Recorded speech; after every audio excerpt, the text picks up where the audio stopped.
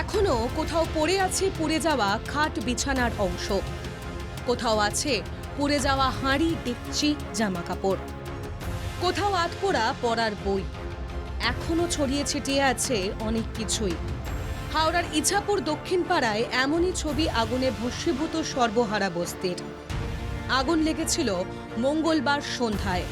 কিছু টিকে আছে কি? বৃহস্পতিবারেও চলেছে তার সন্ধান। যে বাড়িগুলি ছিল পরপর এখানে ঝুপড়ি ছিল, একেবারে পুড়ে খাক হয়ে গিয়েছে, কিছুই আর অবশিষ্ট নেই। ছাইয়ের ভেতর থেকে তাদের জিনিসপত্র খোঁজার চেষ্টা করছে, যদি কিছু অবশিষ্ট থাকে সেগুলো তারা দেখার চেষ্টা করছে। দিয়েছে ইছাপুর হাই স্কুলে, ওখানে আমরা আছি, ওখানে খাওয়া দাওয়া দিচ্ছে, ওখানে জামা কাপড় দিচ্ছে, ওখানে আছি।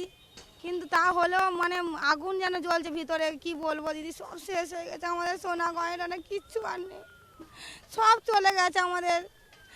অসুস্থ ছেলেকে নিয়ে আমি পিজিতে কি কষ্ট করে ডাক্তার দেখাচ্ছি, সব আমার শেষ, আমার আর কিচ্ছু নেই। বৃহস্পতিবার পরিস্থিতি দেখতে যান পুর ও নগর উন্নয়ন মন্ত্রী ফিরহাদ হাকিম। কথা বলেন দুর্গত মানুষজনের সঙ্গে।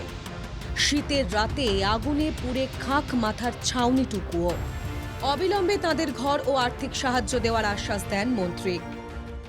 কর্পোরেশন থেকে আমরা এটা পুরো পাকা জমিন এবং রড দিয়ে আর টিন দিয়ে আমরা ঘর করে দেবো, যার যেরকম ছিল। এখানে বাথরুম পায়খানাও ছিল না, ওটাও আমরা বানিয়ে দেবো। আর ওদের এছাড়াও ডিজাস্টার থেকে যাদের ঘর পুড়ে গেছে, ডিজাস্টার থেকে আমাদের 15,000 টাকা করে পার ফ্যামিলি আমরা সেটাও দিয়ে দেবো।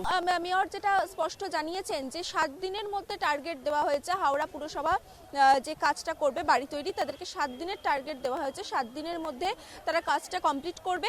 কিন্তু সেক্ষেত্রে যেহেতু প্রায় 60টার কাছাকাছি বাড়ি ছিল, সেক্ষেত্রে কিছুটা সময় লেগে যেতেও পারে।